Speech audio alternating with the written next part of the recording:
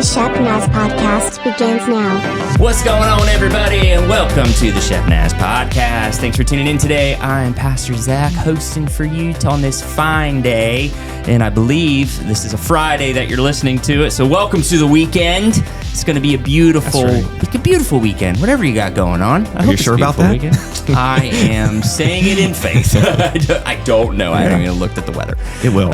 It's going to be great. Well, welcome in, and today we have a special guest on our podcast. We got our friend Tommy here. Yeah. What's up? Yeah, man. Welcome to the podcast, and we got a special episode today because if you guys were listening yesterday, if you haven't had a chance to check it out yet, please go back and listen to yesterday's episode, as this is something we kind of teased last week and are now doing what we promised we were going to do and talking about what you guys did on Sunday. Doing a little debrief. Debriefing. Mm-hmm. So for those of people that are listening that have totally missed all of these conversations, you want to brief everybody in on what y'all did this past Sunday in Johnstown? Yeah, so real quick, what we did there in Johnstown was what we called Made for More Sunday, an opportunity for us to gather as a church, but then to go as a church, to go be the church. The idea behind it was that as followers of Jesus, it's not just about 1 hour on Sundays, but about being made for more and being able to do good works that were prepared for us in Christ Jesus. Mm-hmm. So that was the idea, the message behind it, the heart behind it. And so that's what we did on Sunday. We gathered, we had different projects, we went out and did those. And everything went well. Yeah, so. That's what I've heard. Nobody died. No, it was great. Everybody got arrested. Nothing. Nobody got lost. Everybody had a place to serve. That's great, man. So it really, truly, the plan came together. I think very nicely. Yeah. So no, I love it. And one of the awesome things about this is, and Tommy, we were talking about this on yesterday's podcast episode of this is an opportunity for people to see a different side of church than maybe what they've experienced in the past, or maybe their preconceived notion of church of there's just a bunch of people at a country club that show up on Sundays and hang out by themselves and not do their own thing.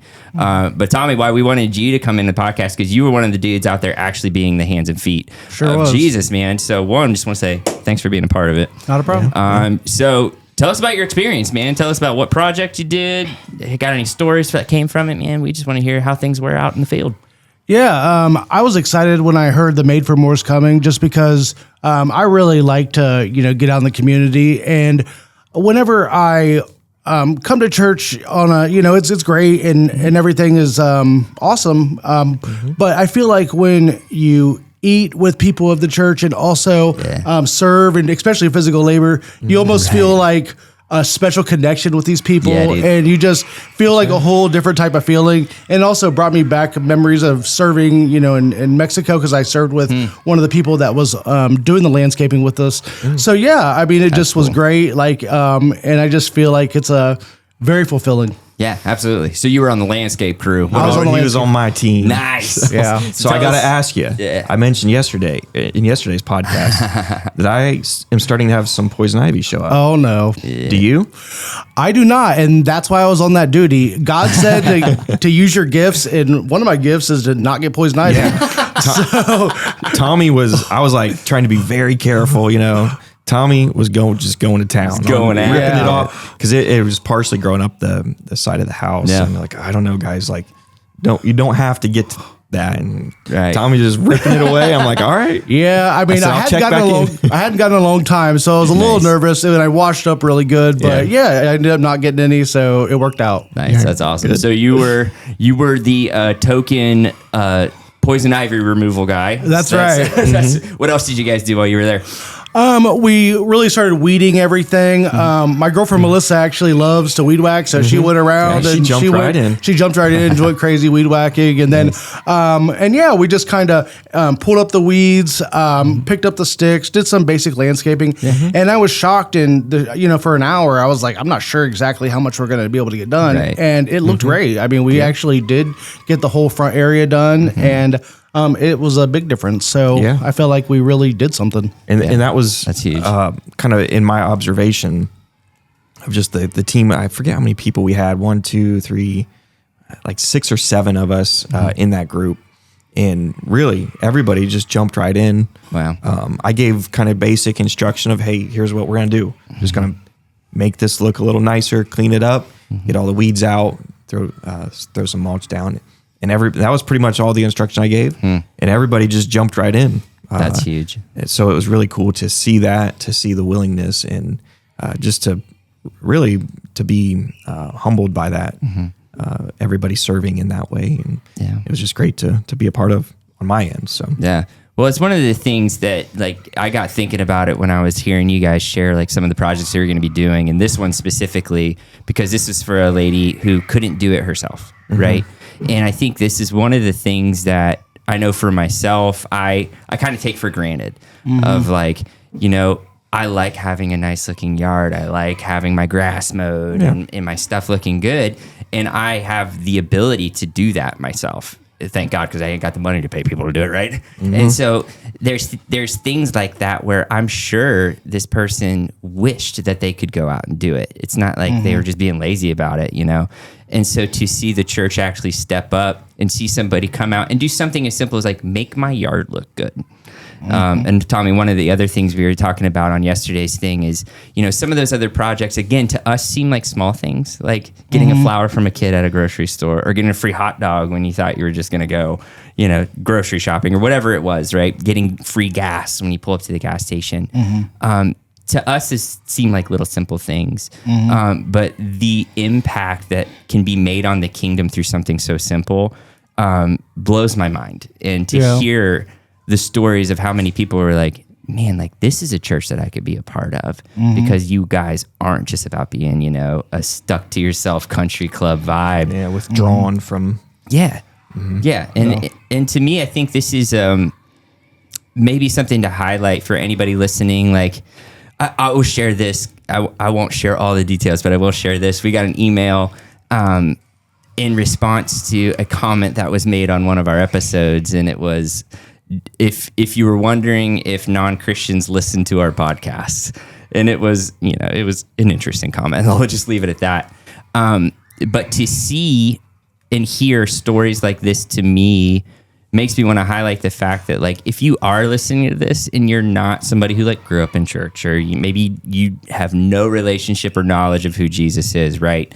Is that Christianity is not a stuffy country club. Let me rephrase this. It's not what it was created to be. Now, unfortunately, we are humans and churches are comprised of imperfect people. And so we're far from perfect. And there are churches out there that unfortunately have this kind of like, we're better than you mentality. But as a pastor here at Shepherd and somebody that believes in this community, like I wouldn't be here if I didn't believe in the mission of this church, right? And one of the things that I have learned and loved about this church, and if I'm wrong, shut me up, but that this church has never to me been, in my experience here, a place where I have felt like people are better than me, or that I am shut out because of, you know, if we're being honest, you know, when I used to travel with the band that I used to tour with, and like I have tattoos and I have a ring in my nose and I have a tattoo behind my ear that I can't cover up. And like, you know, I've been places where like, you don't belong here. And I'm like, oh, okay, well, sorry, I still love Jesus. But like, you know, and to me, like, Shepherd has been a place where I have always felt like I can be who God created me to be, my weird little self, and be able to live into what God has called me to do. And hopefully when people see stuff like this happen, you know, they can have a different opinion on what the church is actually supposed to look like. I don't know if you guys have had any experiences like that before, but if you have, I'd love to know if I'm the only one out there.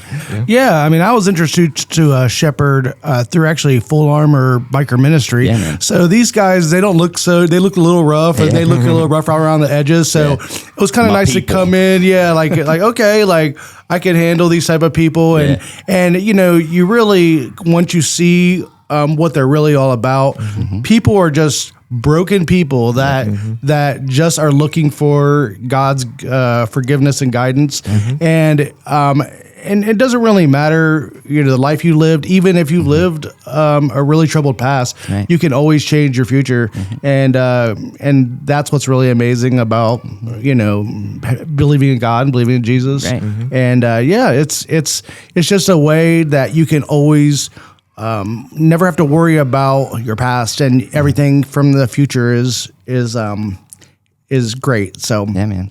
yeah, that's my experience with Shepherd, and I love coming every week, and I always feel welcome. Good, man. That's awesome.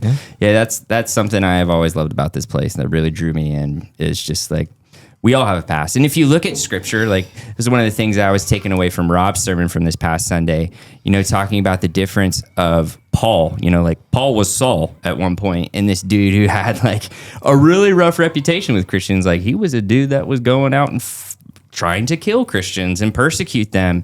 And the Lord drastically changed his heart and his experience and forgave his past to give him a bright future. And I think it's a lot of times us as Christians, have a hard time with that. Some of these stuffier, maybe more judgmental places where it's like, oh, you have a rough past. It's like, yeah, I did, and the Lord is the only reason that I can stand here today.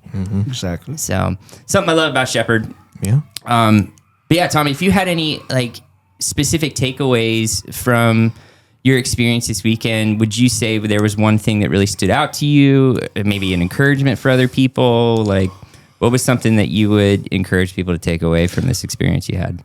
Yeah, it's really just about serving with the people of your church. I mean, it just makes you. I feel like the wiser I get as I get older, I feel like self-serving is just underwhelming. Right. And I feel like when you can, especially with your community at a church, give back, it just seems way more fulfilling. Right.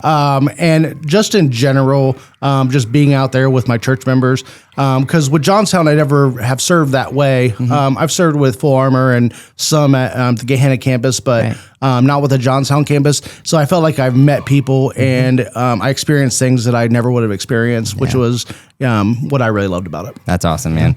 Yeah, it's funny. There's something about just getting your hands dirty and sweating next to somebody that really allows you to get to know them on a whole new level. It wasn't just our group. I mean, that was some of the testimony from other groups too, was that it was just great.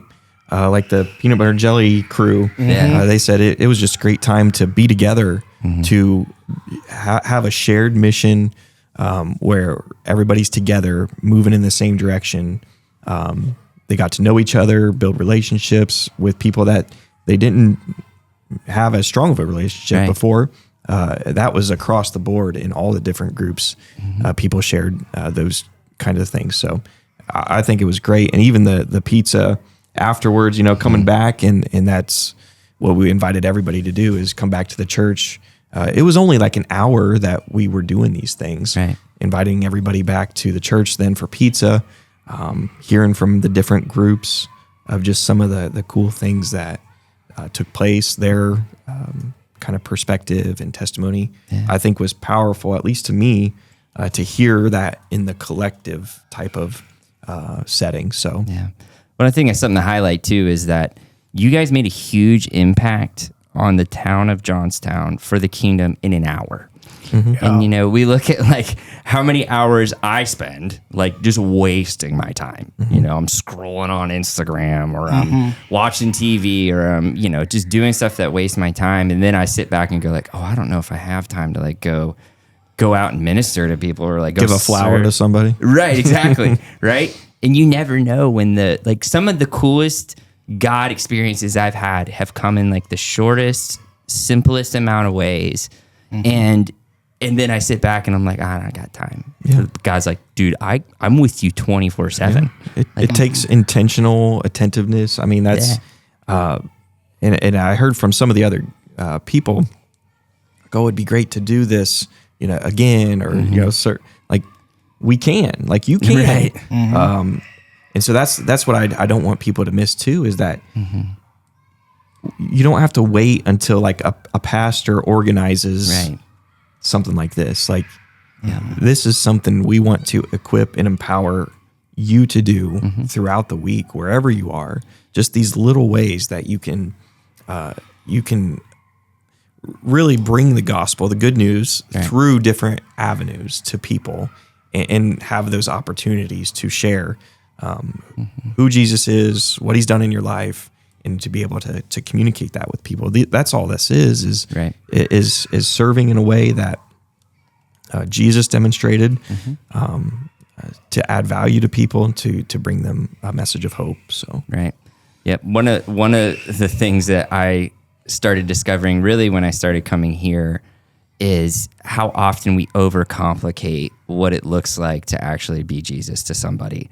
You know, we make excuses all the time, and I'm saying we because I'm so guilty of it too. It's like, well, I'm no like theologian, you know, I didn't go to seminary. I don't have all these credentials. And I look at like what Jesus did with the disciples.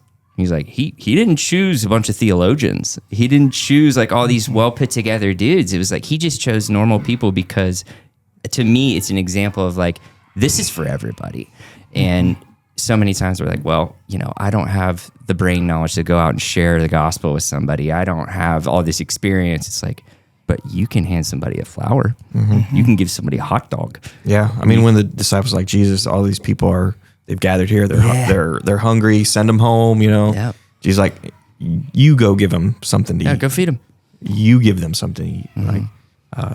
Yep. And the beautiful takeaway from that is when they were obedient, he provided a way to do it.